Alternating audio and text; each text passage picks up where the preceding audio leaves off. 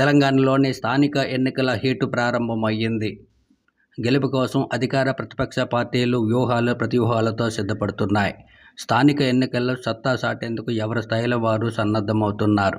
ఈసారి కాంగ్రెస్ పార్టీ పటిష్టమైన ప్రణాళికలను సిద్ధం చేసుకుంటుంది. స్థానిక ఎన్నికల్లో పార్టీని విజయం వైపు నడిపించడానికి ఇటీవల పొలిటికల్ అఫైర్ కమిటీ విస్తృత స్థాయి సమావేశాలను నిర్వహించి పార్టీ ముఖ్యులు, శ్రేణులకు దిశానిర్దేశం చేసిన సంగతి తెలిసిందే. పెండింగ్లో ఉన్న డీసీసీ అధ్యక్షుల నియామకానికి ఏఐసీసీ అబ్జర్వర్లను నియమించింది. అక్టోబర్ 4 నుంచి తెలంగాణలో క్షేత్రస్థాయిలో పర్యటించి జిల్లా అధ్యక్షుల నియామకాన్ని పూర్తి చేయనున్నారు.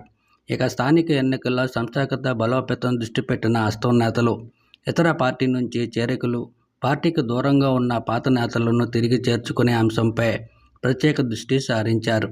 అయితే 10 ఏళ్ల సుదీర్ఘ విరామం తర్వాత తెలంగాణలో అధికారంలోకి వచ్చిన కాంగ్రెస్ పార్టీకి ఈ లోకల్ బాడీ ఎన్నికలు అగ్ని పరీక్షగా మారనున్నాయి. అధికారంలోకి వచ్చిన తర్వాత అమలు చేసిన అభివృద్ధి, సంక్షేమ పథకాలను ప్రచారాస్త్రాలుగా సంధించనుంది.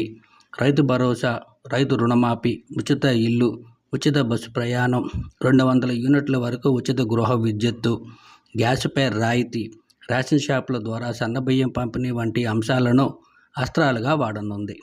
అలాగే ఫోర్త్ సిటీకి ఫౌండేషన్, ఓఆర్ఆర్, ఆర్ఆర్ఆర్ మధ్య అభివృద్ధి, మూసీ నది ప్రక్షాళన, ఇంటిగ్రేటెడ్ స్కూల్స్ వంటివి ప్రజల్లోకి తీసుకెళ్లనుంది.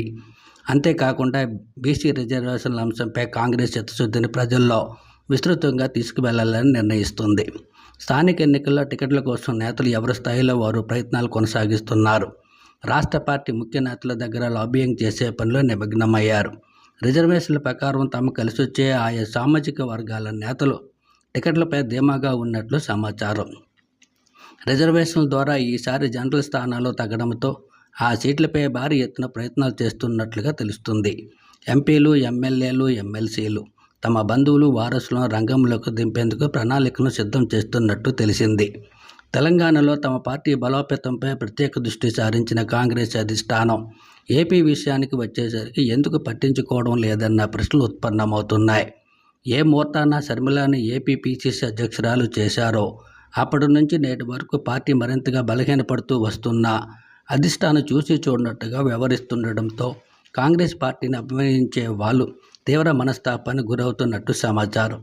దివంగత వైఎస్ రాజశేఖర రెడ్డి ఉన్న సమయంలో ఉమ్మడి ఏపీలో కాంగ్రెస్ ఎంతో బలంగా ఉండేదని, రాష్ట్రం విడిపోయి షర్మిలాని ఏపీ పీసీసీ అధ్యక్షురాలుగా బాధ్యతలు అప్పగించిన తర్వాత పార్టీ మరింతగా దిగజారిపోయిందంటూ వాపోతున్నారు. వాస్తవానికి ఏ పార్టీ అయినా అధికార పార్టీలను లోపాలను ఎత్తుచూపి ప్రజలకు చేరువ కావాలని చూస్తాయి.